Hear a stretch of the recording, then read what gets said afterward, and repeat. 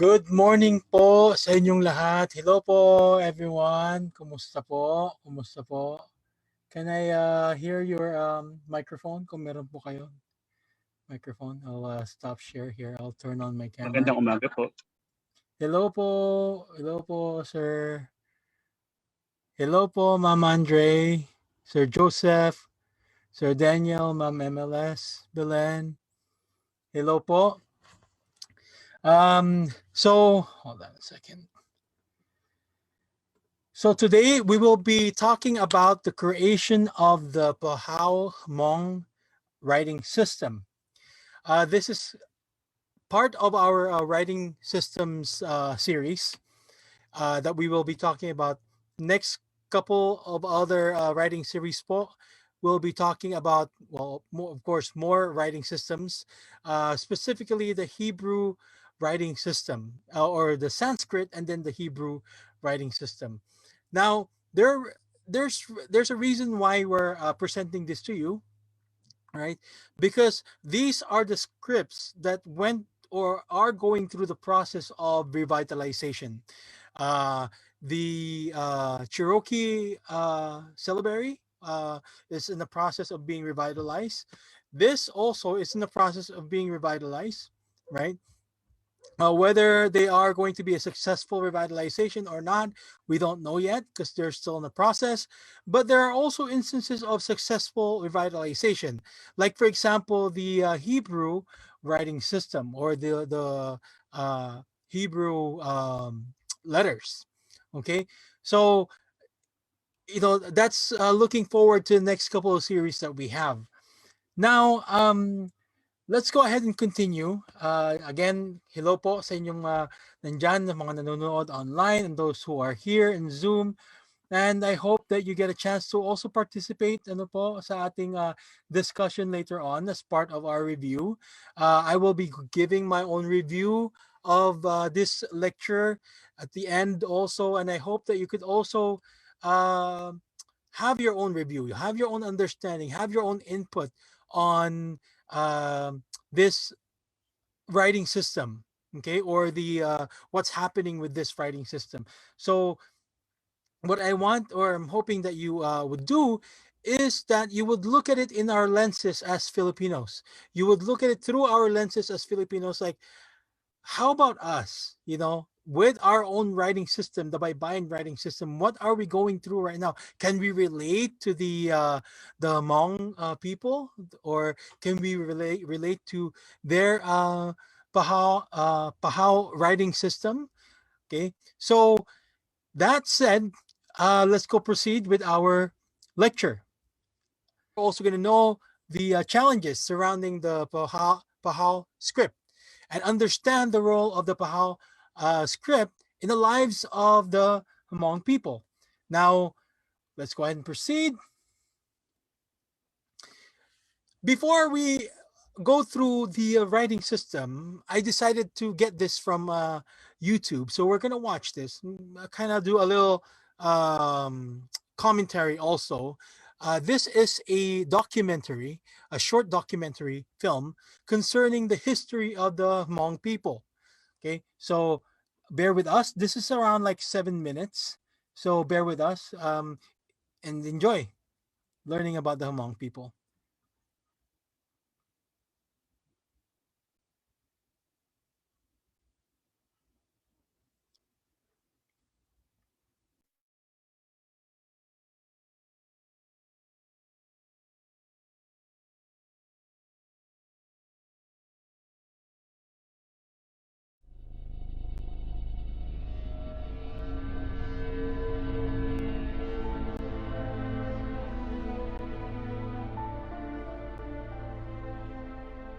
The origin of the Hmong people is unknown.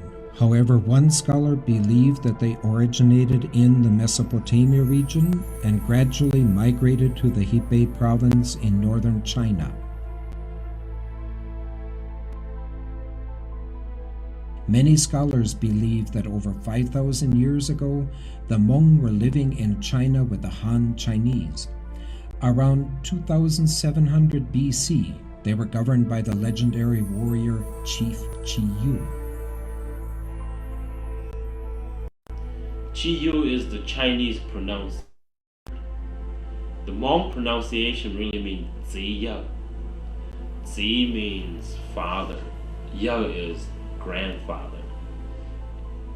There was 3 groups, and the Hmong were one group, and the other 2 groups end up being the Han, modern day Han Chinese today. And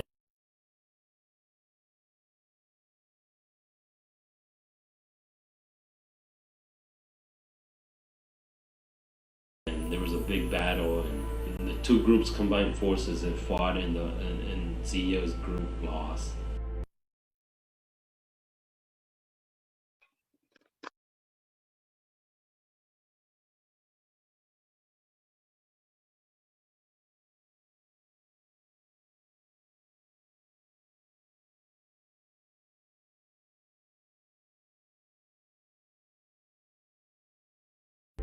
Chiyu was captured in 2704 BC and was executed.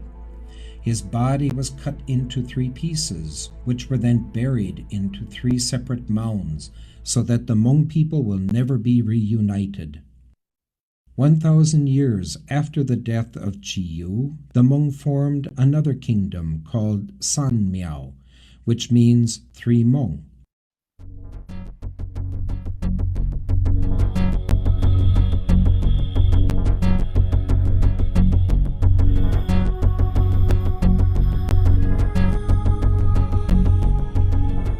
Once again, the Han Chinese invaded, and the Hmong were defeated and nearly exterminated.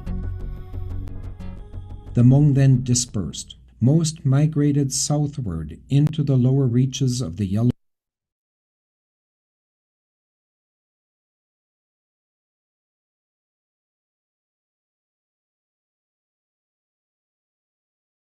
River and as far as Yunnan province.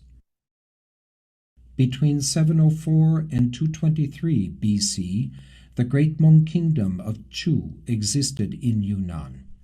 After a war that lasted 200 years, this great kingdom fell to Chinese rule. All known Hmong books were burned, and those who dared use the Hmong language were punished by death. Hmong of those days are said to have had blonde hair and blue eyes, which was how they were easily identified and killed. Hmong history was preserved onto pictorial quilts known as pandao.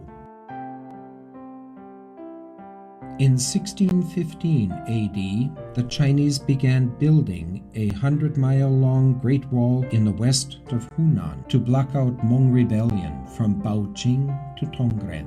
It was known as the Southern Great Wall. Not willing to subject to Chinese rule, many of the Hmong migrated south to Vietnam, Laos, Thailand, and Burma, searching for a new life of peace.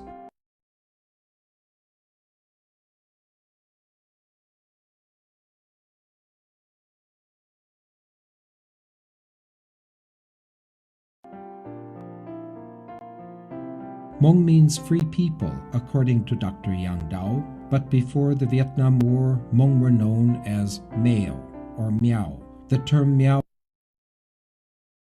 means barbarians, in other cases, sons of the soil. During the Vietnam War, the United States Central Intelligence Agency recruited the Hmong to fight against the impending Communist Army. The Hmong were trained in guerrilla warfare and were led by Major General Vang Pao.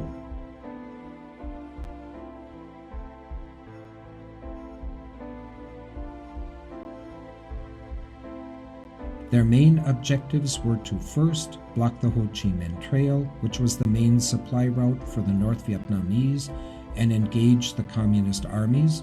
Secondly, to rescue American pilots who had been shot down.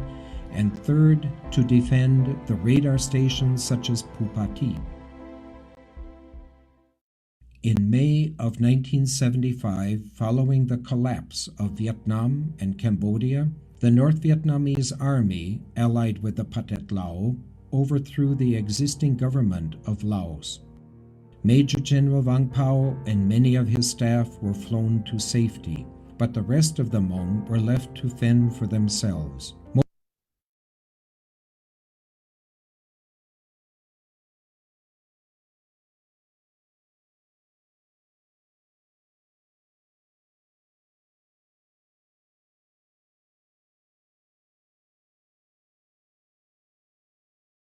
Most of them were still on the battlefield.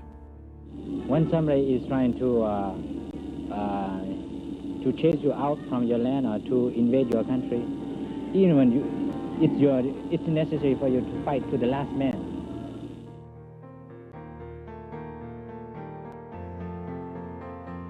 The Hmong were then targeted by the Pathet Lao for genocide, extermination to the root. Many were killed or forced into labor camps for re-education, never to be seen again. Others took to the mountains where they continued to fight. However, the North Vietnamese army bombed and gassed the Hmong from the air. Many of the Hmong people then attempted the difficult journey. Okay, I'm sorry. Nakamute po pala ako, sir. Nakamute po 2 times po. Okay, I just want to give some commentaries on this one, okay?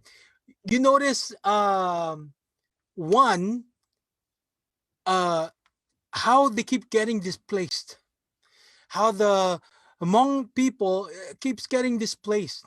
We see how they keep getting displaced from even the Han Dynasty and all the way to the Vietnam War and so on and so forth. Now, a lot of them are living in the U.S. to seek refuge in Thailand. They traveled under the cover of darkness, bringing only with them the clothes on their backs. The Hmong lucky enough to make it to Thailand were put into refugee camps until resettlement to third countries. Today, the Hmong are more dispersed than ever. Many have settled in the United States, Australia, Europe, and South America, where they continue to preserve their culture, language, and customs. We were this group of people who have always been displaced from place to place.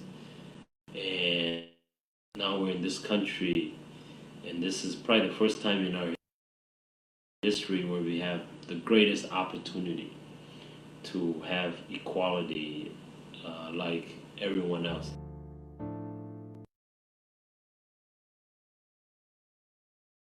Remember also because America is a land of the free, right?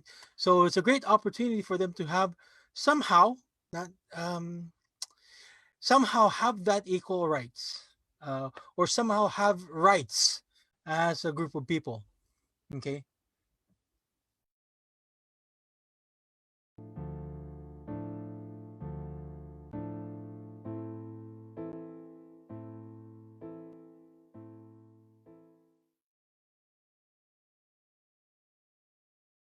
Okay. So let's proceed. Now that we know a little bit of their background, let's go ahead and proceed with understanding more on their writing system, how it came about, the development, and so on and so forth. Okay.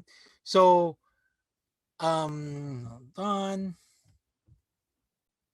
In this review, we will talk about mostly the book of William A. Smalley, who is the author, along with Chia Kua Vang and Shu Lu Yang, okay, who are the disciples, okay, of him. We'll learn more about him later on, okay. But anyways, this William Smalley, right, in this series, in this part of the lecture series, by the way,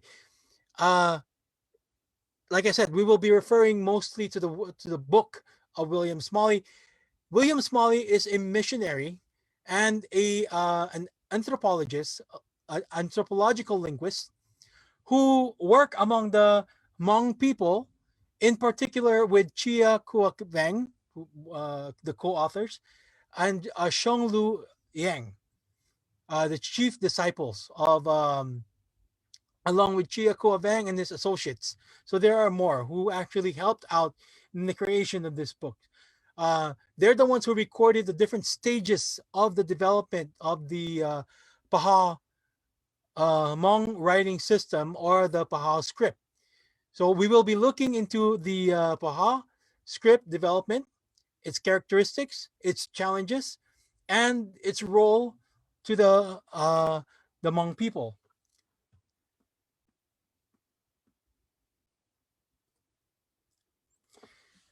Now, this is Shu Lu Yang. Okay, Shu Lu Yang, the messenger. Oh no, it's not. That's. Hold on a second. Let me just go back.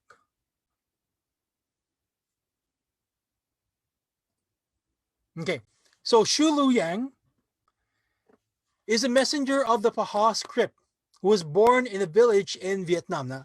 Now this was the time already when the Hmong people are living in Vietnam.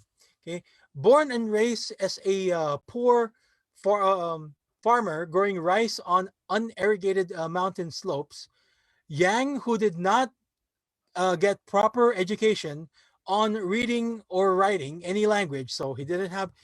He's one of those they consider illiterate, right? Would eventually come up with the semi-syllabic writing system, and that's the Pahawh, that is used to represent the Hmong Da and Hmong Ling. So there's two types of Hmong language, which is the Da and the Ling, which are both Hmong languages. So this right here was taken from Wikipedia. He was born September 15, 1929, okay, in the village of Phi Tong near the city of Nong Het, Laos. He died in 1971 because he was assassinated in the village of Nam Chia. And even his assassination, by the way, this morning here in Seattle, or in the US, I attended the lecture of Tim Brooks. Remember, Tim Brooks is one of those who we've interviewed in our Cultura Review. He was a speaker at the Library of Congress this morning, and with his own lecture, he mentioned that though there are those who had created writing system and had endangered their lives. They had been killed because of that reason, right? Why? Right? That's something that we can find out. We should research more. Okay. I don't know the other ones that Tim Brooks had mentioned, but I know Xiong Lu Yang was assassinated because of this writing system that he was creating.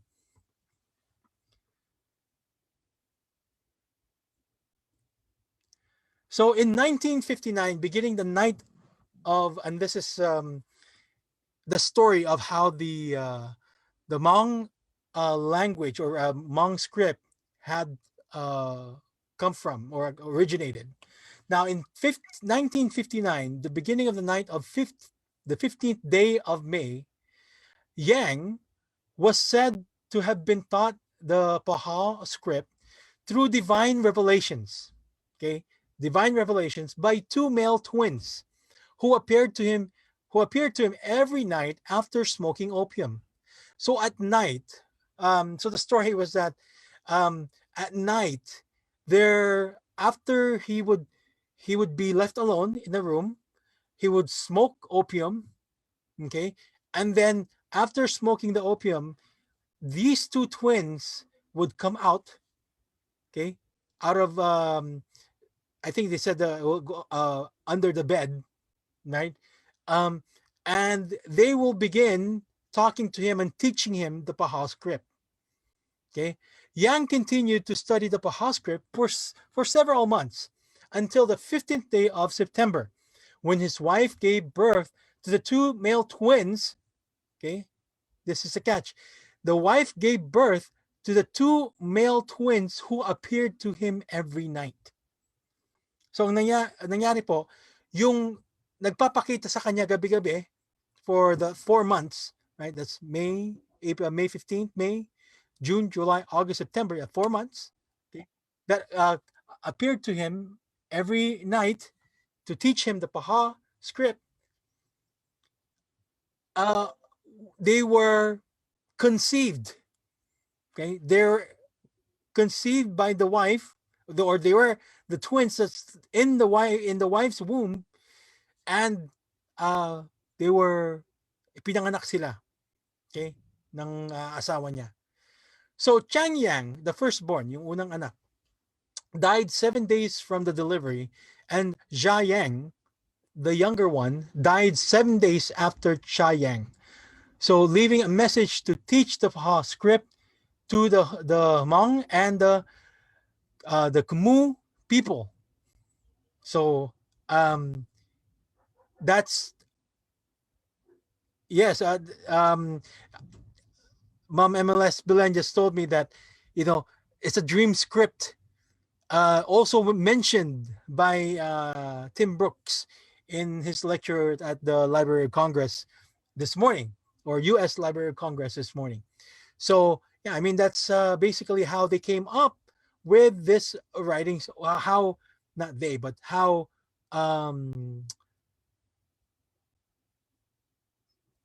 this writing this writing system was created. Okay, and then it went in the process of development. Okay, so this writing system went in the process of development. By the way, this photo, I just want to put a disclaimer, okay, because this photo, if we can see here the similarity with this, his face, the clothes that he was wearing, this was grabbed from Wikipedia, and this was also grabbed from Wikipedia, and this photo, by the way, is not grabbed from Wikipedia, but you can see the similarity of this picture. This one came from the from another site. It's on our references, I believe. I don't know if this. We can only speculate. I know that this could probably be the wife of Hmong, of the Shang Lu Yang.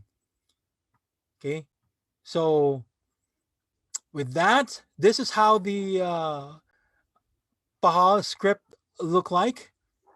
I believe this is the third stage already that they're using here, because generally the third stage or the third stage of development is what they're using most of the time. So these are the stages. Okay, so this is the stage, first stage, which is the source version. So if we can see here, it's a little bit round, and you can see this is a little familiar, right? Yeah, yeah. You do you see this right here? Yeah. It looks like the yeah of our Baybayin writing system, right? Yeah. So it looks like the yeah, okay, and they have tulduk in the top and tulduk in the bottom also. Okay, I don't know if that would indicate a vowel. I need to study more of the Pahawh script. But anyways, this is how it's. If you listen to them, the language itself, this is how it sounds like. 但是你莫称生真是难得万字，你包一波这呀，鸟好论的对那我要万字到之这，天你这戳大穿呀，戳更贴这起。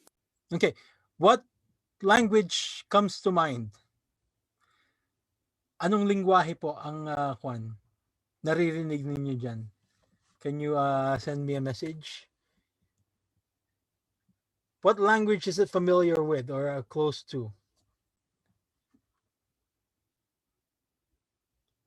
Mandarin? Yes. Hokkien? Yes. Also. Chinese? Yes. Okay.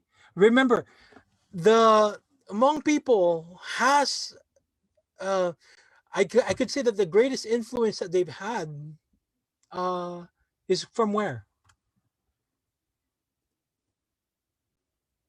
China, right?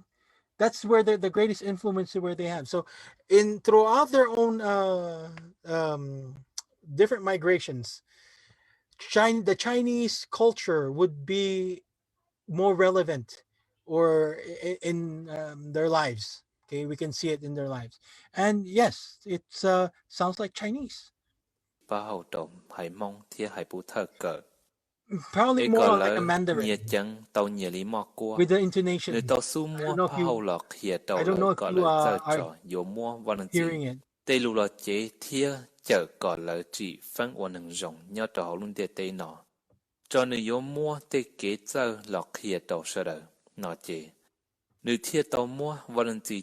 Did they stay in China the longest? I believe so, po. But I'm sure in mainland Asia, for a while.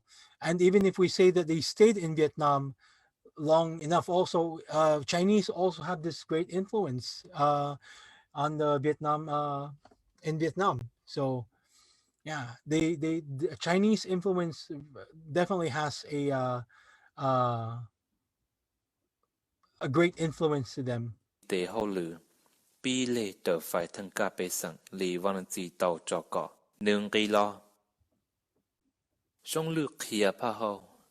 Dư chân sông lử nho lưu rõ Yeah, thác. I could hear Mongolian also there.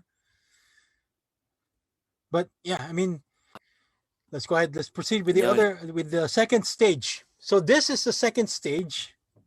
Okay. So first, okay. So the continued development of the Pahawh script eventually resulted in the assassination of Xiong Lu Yang. So pinatay nga po siya because of the continuous development of the Pahawh script.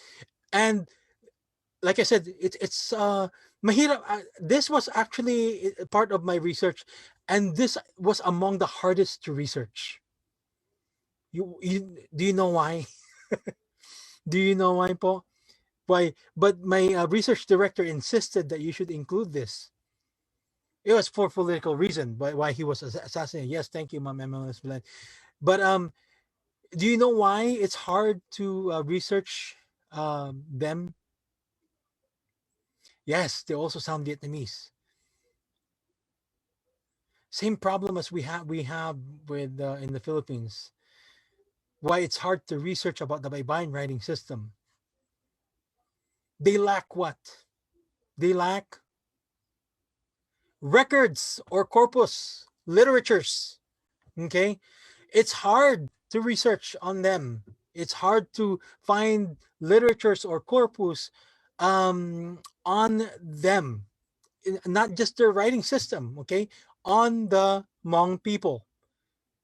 Kung mahirap na po yung mag-research tungkol sa kanila, could you imagine how hard it is, all the more, you know, how hard it is to research the writing system, not just a language. Yung language mas madali na yun kasi language lang yun, pero even deeper is the writing system.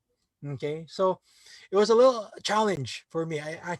This was a harder research than my research on the Hebrew uh, writing system. And obviously, you probably know the reason already. The Hebrew writing or the Hebrew language, does it have corpus, right? Does it have records? Does it have literatures? A ton. Okay, yun na lang, yung Bible na lang or the Old Testament is already written in Hebrew. Okay, and that's also we can see why it was easily revived. It was easier to revive the Hebrew alphabet or the Hebrew writing system than for example, this or the Cherokee writing system.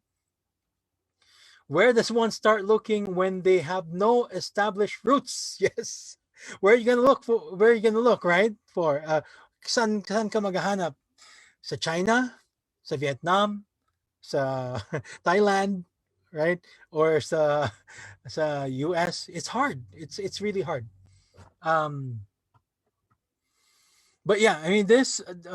So the Pahawh script developed in 4 stages to symbolize pronunciation. By the way, The Pahawh script is based a lot on phonology. So marami siyang intonation. For example, though the English language doesn't really have that much intonation variance or tone variance or tone variance, there is, for example, the word what, right? Kung sinabing what, di ba? Kung what, that's a little bit more less aggressive. That's like what you're asking a question, like you sound like you're more intrigued than what, when you say what, right? Yeah, that's more a little bit more blunt of asking ano, right? Even in Filipino, yung ano, di ba? It's different from ano, right? So like that. But the Hmong or the Pahawh script or the Hmong language varies a lot. One word, right, could mean, or one word, if pronounced wrong, could mean completely different. That's what it is. So yeah. And in a notably a different structure from the known writing system, according to Smalley. Here it says, Smalley said, the Pahawh script developed in 4 stages to symbolize pronunciation or sound contrast, making it phonological, and in a notably different structure from other known writing systems, according to Smalley et al. In the book. By the way, I was gonna put footnote here sa baba niya. I was gonna put footnote, but obviously we only have like I think 3 books. Mainly we're talking about the book of Smalley, right? William Smalley. So, well, anyways, the first stage of the Pahawh is commonly known as the source version, as taught by the 2 male twins who appeared to Yang or Shong, right, in 1959.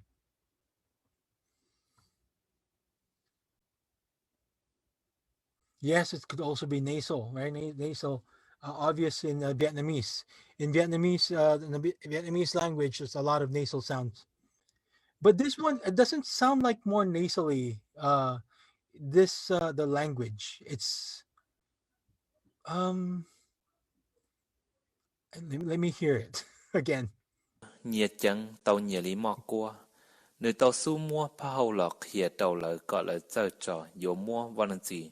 Tây lù It's more of like right here from a throat, than more of the nasal. But I could hear the nasal sounds also. Okay, so Ma'am Nonali said, being able to write and keep records or make important documents by having a system of writing is a way to be liberated. Yes, liberated from ignorance. Thoughts and ideas may be put on print and circulated to make others be aware of corrupt practices or exploitations.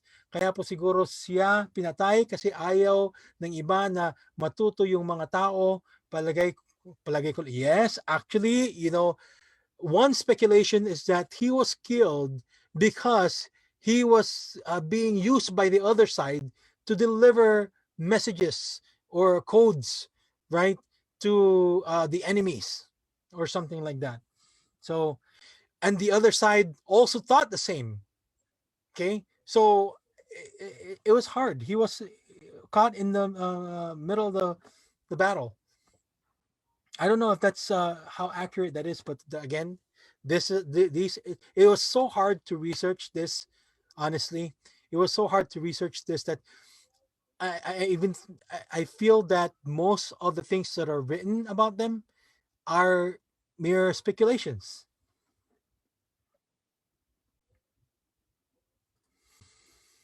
Okay, so let's proceed. So the nhớ second rằng ý trọng.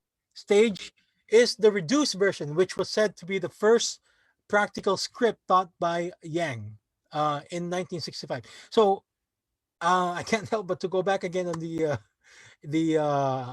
hieroglyphs, right? So if you've heard of the Rosetta Stone, the Rosetta Stone is written in how many scripts and languages or scripts, right? It's a hieroglyphs at the top, demotic at the middle part or second register of the stuff. So if this, for example, is the if this was the uh, Rosetta Stone, right at the top, okay, was the hieroglyphs. Second part of the second section is the demotic writing system, and in the third at the bottom is a Coptic writing system. The second writing system, okay, the first of course is hieroglyphs. Yung mga gumagamit lang nun yung mga priest, okay. Those were high ranking. The second naman demotic writing system is like this. It's like the second stage or the reduced version, which was said to be the most practical script. Yun din yung demotic writing system in the Egyptians, or the hieroglyphs, and then demotic. Demotic is more used in the market or more used by the mass, by the people. Okay. And Coptic, well, Coptic is more of the Christian influence already when uh, a more later stage of the hieroglyphics writing system. And we can see here also how this the stages is also, it's hindi, can I say it's being degraded? Hindi naman siguro degraded, but parang naiiba yung um, writing system. It's, yes, Ma'am MLS, thank you. It's getting more simplified, right? For the use of the mass or the people, or probably could not also simplify, but rather for it to adopt to the new language, quote unquote, adopt traditional by, and then bear in mind traditional or modern by buy-in. Should we keep the traditional writing system or the traditional by buy-in? Should we adopt the modern writing system of the by buy-in? Okay. Should we modify it more to kind of for it to fit our own writing system, or to fit the language that we have now? Okay, the ra and the da, should we have a ra already in the by buy-in writing system? Okay, so those are the things. Should we have F already in the by buy-in writing system? So those are the things. That's why there's stages also of development. So the where am I now? Fourth stage.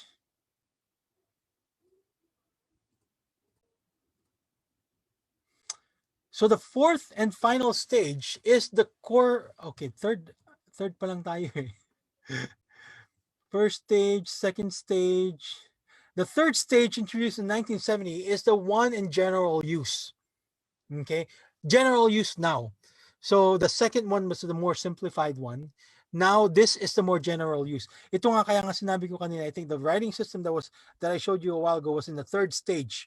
Okay, because this is what generally is used by the Hmong people. And this is the fourth stage. Fourth or the final stage is the core version, published in 1971, a month before before Yang's death. Xionglu Yang was assassinated for being a threat. Okay, along with his followers. Okay, this again, I don't know if this is speculation. I don't know if this was true, how true this was. But Xionglu Yang was assassinated for being a threat, along with his followers, to the CIA supported CIA supported Hmong military authorities who served in a faction with the Vietnamese communities.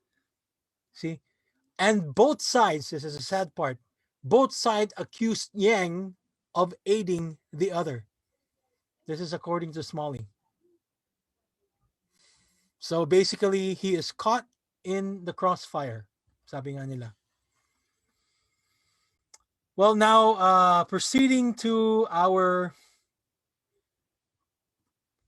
further development of the Pahawh script includes its advancement from handwriting to the modern word processing technology. Kaya nagtatribe, or that's why the Pahawh script now is thriving because of these kinds of advancement. Okay, this is called language acquisition. Okay, wherein further development of Pahawh script includes its advancement from handwriting to the modern word processing technology. So nagawan na po siya ng Unicode. Okay, nagawan na po siya ng font, modern word processing technology within the 20 years of the immigration of the Hmong speakers in the US. So that is a good news, right? That's a good news. But here is a sad news. Like the challenges of many other languages and writing system, the Pahawh script is also suffering from language shift to another language or from displacement by another language. 1990 admit or Smalley in 1990 admit that for many Hmong, the Pahawh script promotion is counterproductive daw. Okay, counterproductive in a culture where education and literacy are increasingly widespread through the use of Romanized popular alphabet. Romanized popular alphabet. Okay, that's not Roman alphabet. It's a Romanized popular alphabet, which is this. So this is the Pahawh script, and this is the RPA. Let's see how they look like. Chó chiên tờ chỉ bế tu bò lo ho plo ho no yo nyo. See, that's why the Hmong, the pronunciation with, because they pronounce the nya nya nya, right?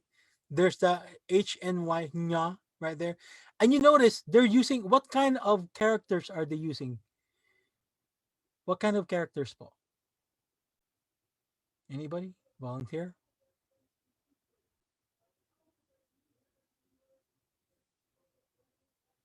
What kind of writing system are they using? No volunteer in the chat? Are you still sleeping, Paul? Am I already by myself here in the room? See it? This is a Roman alphabet, Paul. It's a Roman alphabet. They're using the Roman alphabet. But we can see how they're not using the Roman alphabet, Paul, not English, but Roman alphabet. They're using the Roman alphabet to represent, but instead of using the Roman Latin alphabet, right? They're using RPA, or Romanized popular alphabet, which they're using the consonants.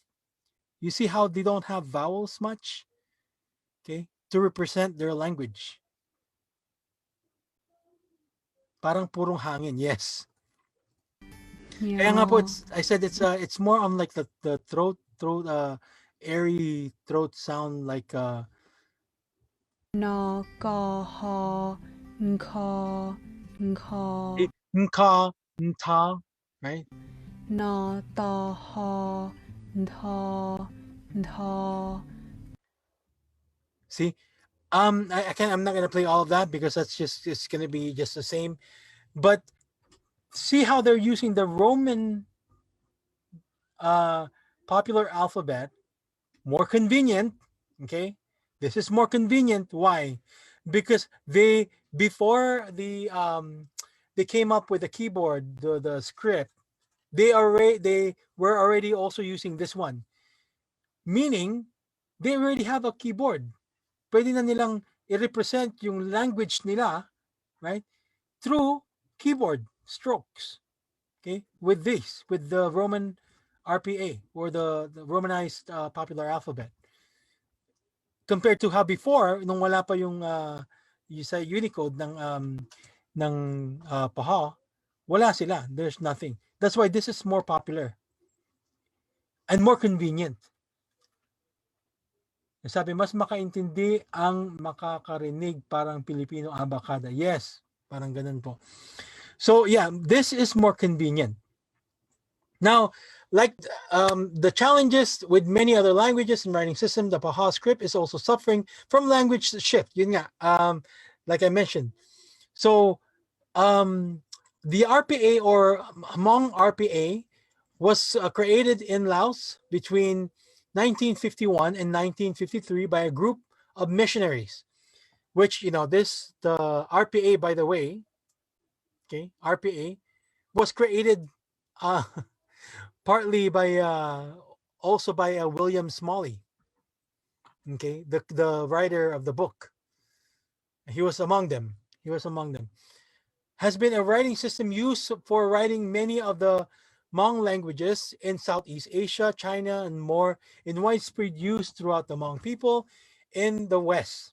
So aside from the danger of being displaced by RPA, some educated Hmong also consider the Pahawh script to be an embarrassing remnant of the superstitious past. Why superstitious? Right? Because of the what? Because of the how? Because of the dream. Thank you po. So yeah, because of the dream. Because of the messianic story na Messiah daw si Xiong Yang. That's why there are doubts. And this, so aside from the fact that the Pahawh script, so looking at that again, think of convenience between a battle between convenience and cultural heritage or identity. Which would you choose? Convenience or cultural heritage or identity? Take note of that, because that's going to be in the survey. So aside from the fact that the Pahawh script is still being used by the followers of Xiong Lu Yang in the US and Thailand, it still has significant roles in the life of many of the Hmong people. It has become a great source of pride for many Hmong-speaking people, even those who do not use it. While for some, the Pahawh is considered an embarrassing remnant of the superstitious past. Yung sinabi ko nga. Rather than its function that makes the Pahawh script currently and more relevant for the contemporary Hmong people, is its symbolic representation of their identity and equality with their neighboring Southeast Asian brothers, whose prevailing point of view is that, take note of this, and this is very relevant to the Southeast Asian nations. Each varying language, and this is relevant also in the Philippines, each varying language should have its corresponding writing system. See, let me repeat that. Rather than its function, what makes the Pahawh script currently more relevant for the contemporary Hmong people is its symbolic representation of their identity and equality with their neighboring Southeast Asian neighbors or brothers, whose prevailing point of view, the prevailing point of view of the Southeast Asian brothers, is that each varying language should have its corresponding writing system. Is that true in the Philippines too? Did we, or are the Filipinos in that category wherein we're creating a varying writing system? Anyways, okay, here. This is Xiong Lu Yang here. This is an article 1 of the Universal Declaration of Human Rights in the Pahawh Hmong.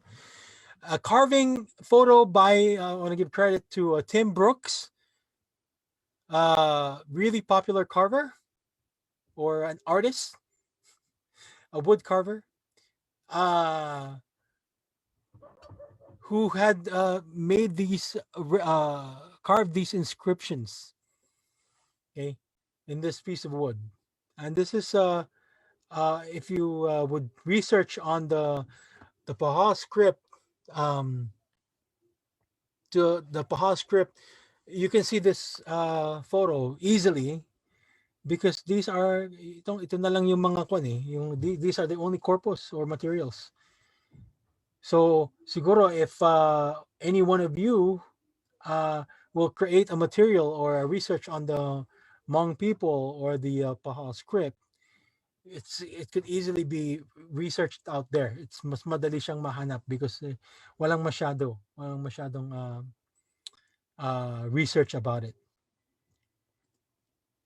And here is our bibliography. This is the book that we've read, William Smalley, and we've also got these are actually reviews.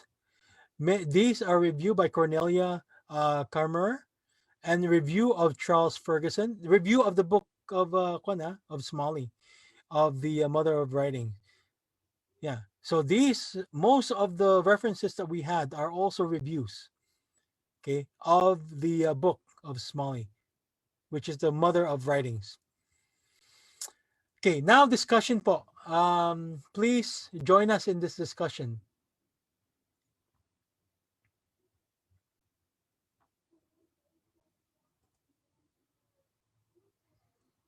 All right.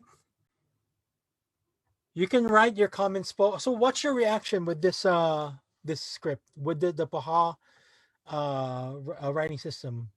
Any reaction, adverse reaction? You can please unmute your mic. And stop share. Hello po. Can you turn on your camera para hindi lang po ako yung nakikita? Anyone po? The Hmong are an interesting race. Yes. Hello, sir. Francis, thank you for turning on your... Yes, go ahead po. Sir, I got curious po kasi may nabasa po ako recently sa YouTube regarding the Bayue people, yung different races po na sama-sama that went against China yung development po ng iba't ibang dynasties. Is it possible po nakasama po doon yung Hmong race? Or that not... It could be also po. But I think what I've learned more about the Hmong people are that they're mostly the one that's being displaced. They're not the type of fighters that they would just go against head to head with China, because they already have a history of a battle with China. But that could also be if they are with the other Southeast Asian nations. That could be also the case. But I haven't actually read that one po. If you could kindly share it to me, I'd really want to read it po. What you've read. Thank you, sir. Yes, thank you for pointing that out. That's another great point that I could probably add to this research. The script went through a series of modifications. Yes, for lack of better word, probably brought about by experiences, challenges they have to face. Yes po, Ma'am MLS. That is true. They went through a lot of modification, a lot of trials. Okay, parang their own story. Okay, their own story. The story of their script is also the story of the people. It seems like, right? Anybody else has any reaction to this one, Paul? Come on, you can join me. You can join me po. It's you can just give me what captivated your interest, right? I would ask you, convenience versus cultural heritage or identity. What would you choose? In this age of pandemic and economic crises, which would you prefer? Convenience or cultural heritage? And why? That's a loaded question.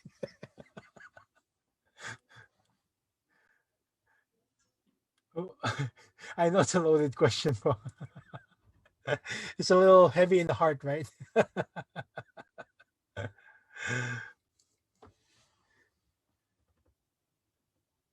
Any any of your answer, Paul? I won't go any against any of your answer. You can say convenience. You can say cultural heritage.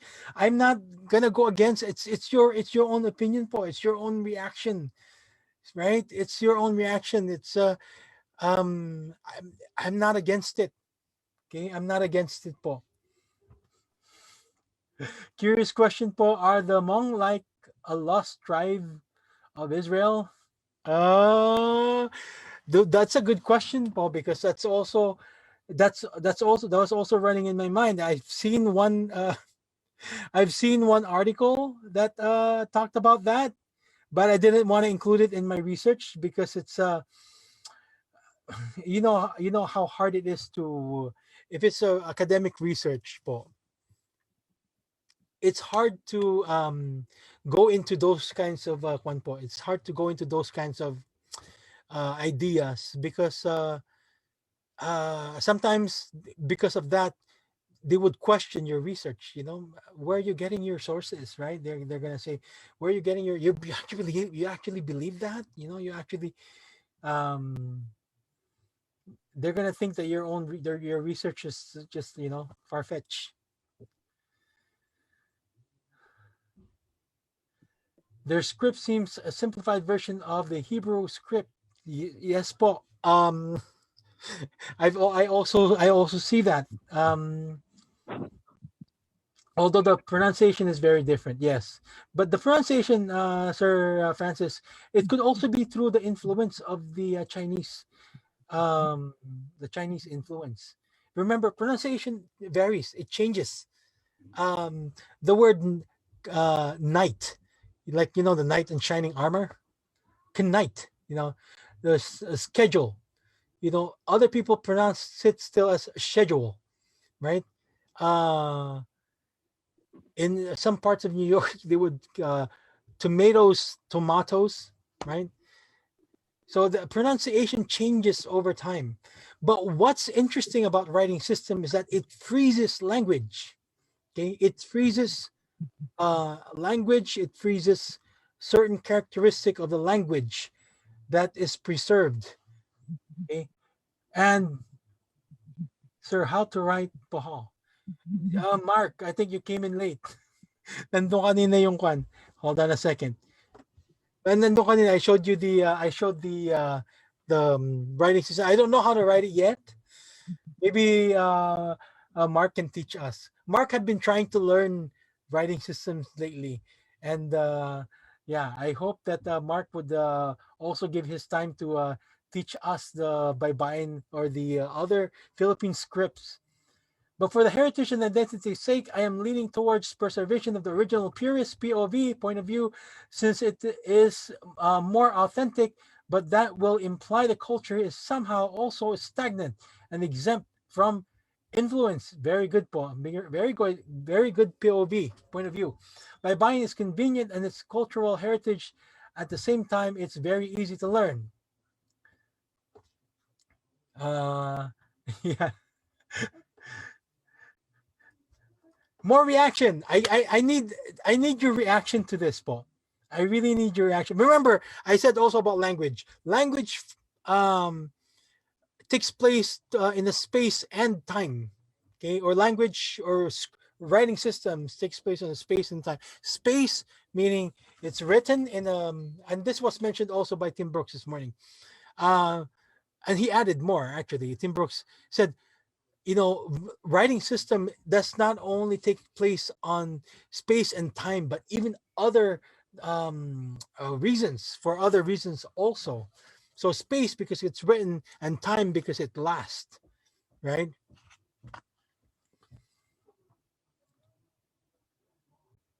So yeah, convenience versus cultural heritage. Wala na. No more answers. You can give your answers, but we're not gonna uh we're not gonna ban you from Kultura, or we're not gonna stop you from attending our stuff. Both, sabi ni Sir Francis. A language is a proof somehow that a society existed or exists. That's very true. Hence the significance of writing written records. Yes, right? And yung nga sinabi ni Ma'am Nonili din kanina, right? It's she mentioned something a while ago. I'd like to point that out. That thoughts and ideas may be put in print and circulate to make others aware of the corrupt practices of or exploitation. It's also can be used to prove your rights, right? Kung wala kang papel sa yung lupa, or you said you own this piece of land nowadays, right? If you said you don't have the papers, mga papeles that you own this piece of land, the government can just take it away from you. Maybe why early ancient scripts were written on stones for permanence. Yes. Kaya nga meron po mga salita na kun eh. It's written in stone, right? Because if things are written in stone, it is more permanent. Itatak mo sa bato. Yes, that's true po. Okay, so I just want to end this lecture. I want to give my own summary or my own input. This is my input. Okay. So there are, of course, economic benefits in taking pride of our own cultural heritage. So when you have to pick between convenience and cultural heritage, at this time of pandemic, what would I choose? For me, honestly, right, I would have a really trouble, as you can probably know already, trying to balance both. But in as much as it's hard, you see me still trying to pursue fighting for cultural heritage. Okay, so there are. Please remember this. Okay, there are also economic benefits in taking pride of our own cultural heritage. Also, let us not forget the social and emotional advantage of taking pride of our own culture and our own identity as Filipinos. Katulad ng for example, the English speaking, right? Mag-English, sasabi natin, I'm English speaking American. I am an English speaking American. Okay. And then American said, no, you're Filipino, right? Filipino said, no, I'm also using a suit. Right? I'm using a suit and tie. I'm an American, right? Americans gonna say, who's this? They don't know, right? There's also there are already history of racial discrimination. Okay, if we're looking at a world that is equal, really equal rights, or there's an equity, right? Then probably it's easier to move around, right? Other cultures, other stuff, other races. But there's what they call racial inequality. Okay, I'll give you one example. One book that I'm reading right now, How to Hide an Empire. Okay, it's How to Hide an Empire, a book that talks about how Philippines was treated and other countries or other American territories before was treated. For example, pagbili ng kunwari, what would you prefer? Bibili ka ng basket, right? During that time of World War. Bibili ka ng basket. Yung basket na bibilhin mo, it's either plastic, yung plastic more convenient, siguro mas matibay, na galing abroad, right? And yung isa naman ay tropical products, which is mga rattan basket or a nipa basket or whatever. What would you choose? What would you choose? The plastic basket or the rattan basket or the basket that's made in the Philippines?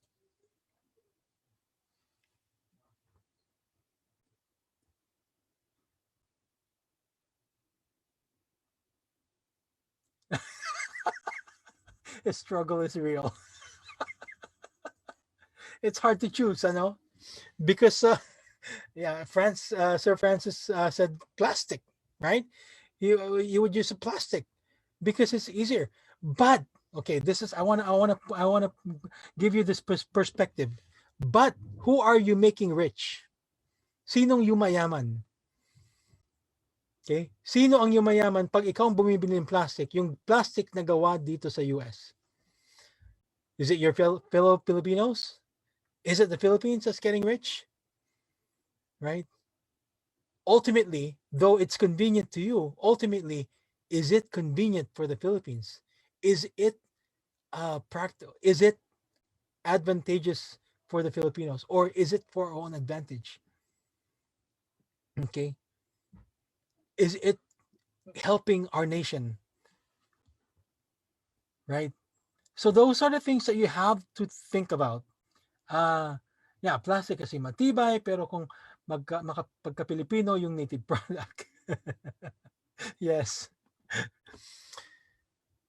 These are my last words on this one. Let us not lose ourselves in the midst of economic crises and end up in self-destruction by undermining our values, right? Our freedom as a nation depends on the choices we make for ourselves as a whole.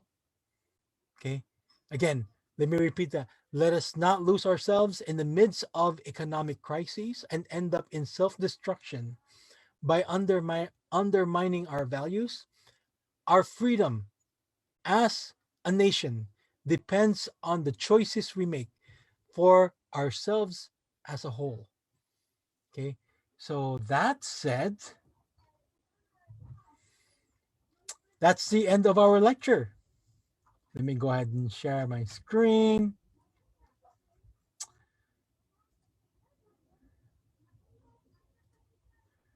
All right. So no other questions, Paul. In the can we have a group picture? Can we have one group picture, Paul, for everyone? Please turn on your camera. Hello. Nagkakahiyaan po tayo. Tayo na nga lang dito. Nagkakahiyaan pa. In our next one po, it's another interesting one. We're going to be talking about Sanskrit. Hello, everyone. Hello po. Ready? 1, 2, 3. Smile.